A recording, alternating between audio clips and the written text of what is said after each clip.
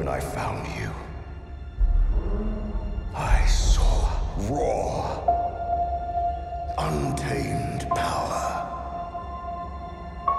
And beyond that, something truly special. For weeks, I've been preparing to do a video addressing why I believe Kylo Ren would not be redeemed by the end of Episode 9, describing the differences between the dark paths taken by Darth Vader and Kylo, and why the former's redemption was unique in relation to Kylo's actions seen in The Force Awakens. However, before actually writing that script, I wanted to wait until this past week's trailer for The Last Jedi, just in case there was anything there to solidify the position that Kylo wouldn't be redeemed.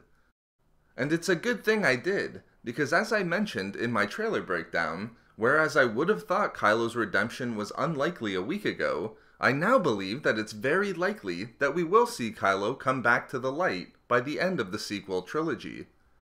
Right from the beginning of Kylo's focus in the trailer, we see that he's still struggling to let go of his past, and also what appears to be a pull to the light. We hear Kylo state, "Let the past die. Kill it if you have to. That's the only way to become who you were meant to be." As someone who was chosen by Snoke specifically because he was a focal point between the light and dark sides of the Force, it shouldn't be too surprising that Kylo is struggling to destroy the light within him. But for Kylo, destroying who he once was seems to be a defining and necessary component to fulfilling his destiny as Snoke's apprentice and rule the galaxy.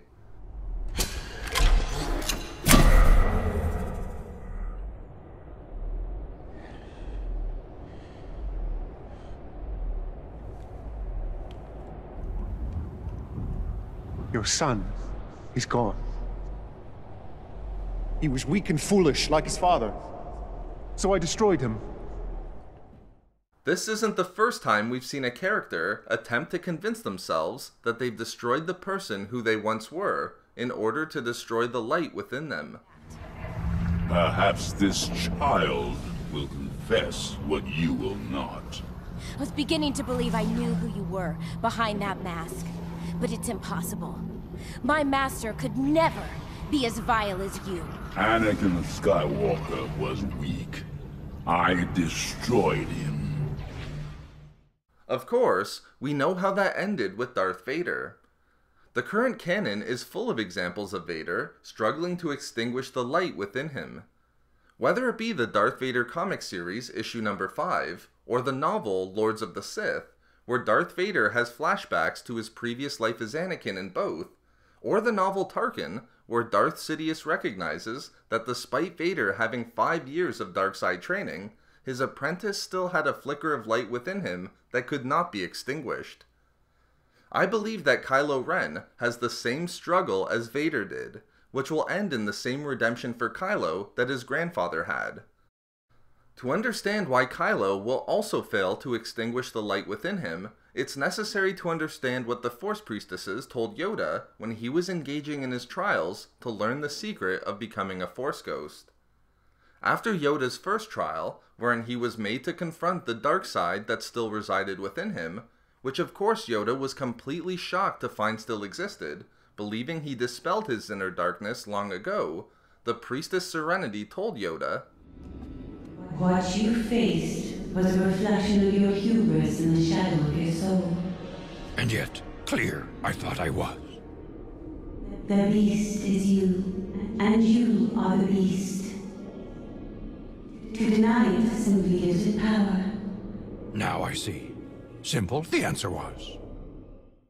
As we learned from the Force Priestess Serenity, the Force, that is, both its light and dark components, are part of all living things, and neither can be completely destroyed. Whether it be a Jedi Grandmaster like Yoda trying to extinguish their inner darkness, or Kylo Ren trying to extinguish their inner light, it's impossible to do so. Not only that, attempting to do so gives that which one wishes to destroy power. It's clear that Kylo's inner beast is the light within him, and more specifically, his previous life as Ben Solo. But as we learned from Serenity, Ben Solo is Kylo Ren, and Kylo Ren is Ben Solo. the more he attempts to destroy that reality, the greater power he gives it. In this regard, I believe that we'll finally see the emergence of Ben Solo from within Kylo, just like we saw Anakin ultimately reappear at the end of Return of the Jedi. But more than just looking at these conceptualizations of the Force alone, I believe there's something more to Kylo's redemption arc. In an interview for Empire that took place in September of this year, the Last Jedi director Rian Johnson had the following to say when discussing the importance of both Kylo Ren and Rey in Episode 8. The fascinating thing about Kylo and Rey is that they're two sides of something. Kylo's not Vader, at least he's not Vader yet, and that's something I really wanted to get into. An interesting aspect that may be overlooked is that when stating Kylo's not Vader yet, one might immediately jump to thinking that Rian means he's not the murderous Sith Lord recognizable in the vast majority of the original trilogy. However, one could also interpret this as meaning he's not Vader yet in the sense that he's not yet the redeemed Jedi that we saw at the end of Episode 6. However, I think that the big takeaway from this interview is Rian describing Kylo and Rey as two sides of the same thing. Immediately, I took this to mean two sides of the Force, a yin and yang or balance type of relationship between the two, Kylo representing the dark and Rey representing the light. Of course, this symbiotic relationship, wherein the two sides are necessary components to the greater Force, doesn't necessarily mean that Kylo's going to be redeemed.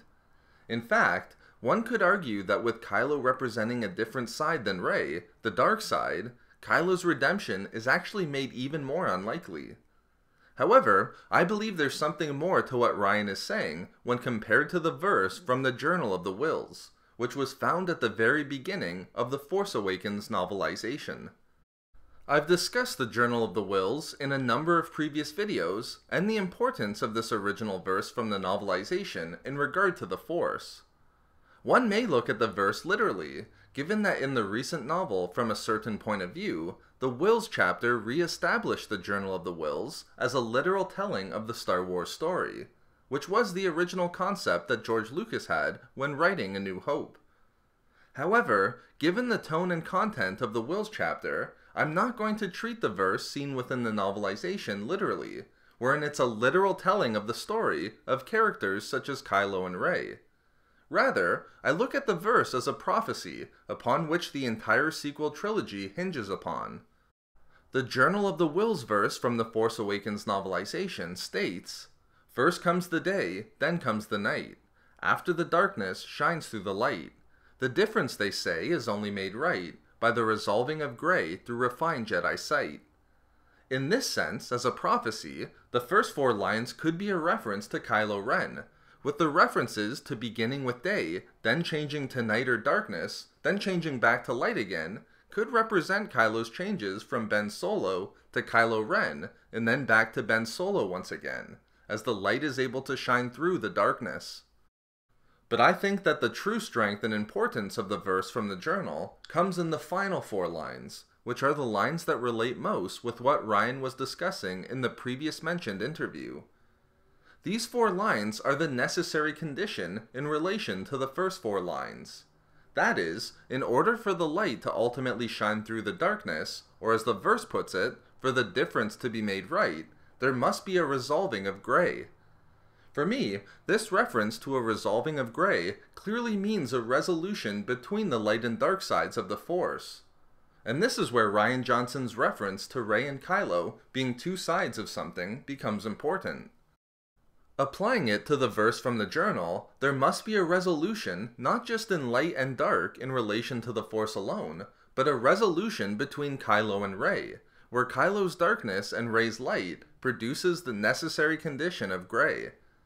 This would be the redemption arc for Kylo, as he and Rey would come together to allow the light to shine through the darkness, wherein the First Order is ultimately defeated and light dominates the galaxy, not dark. Of course, the final line is a necessary condition as well, as there cannot be a resolution between Kylo and Rey without refined Jedi sight. I take this reference to refined Jedi sight to mean the finding of a balanced approach to the Force by Luke and Rey, which the first teaser trailer from Celebration seems to be alluding to. What do you see? Light.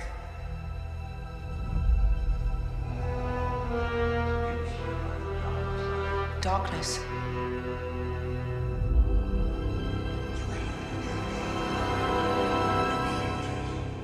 A balance. It's so much bigger.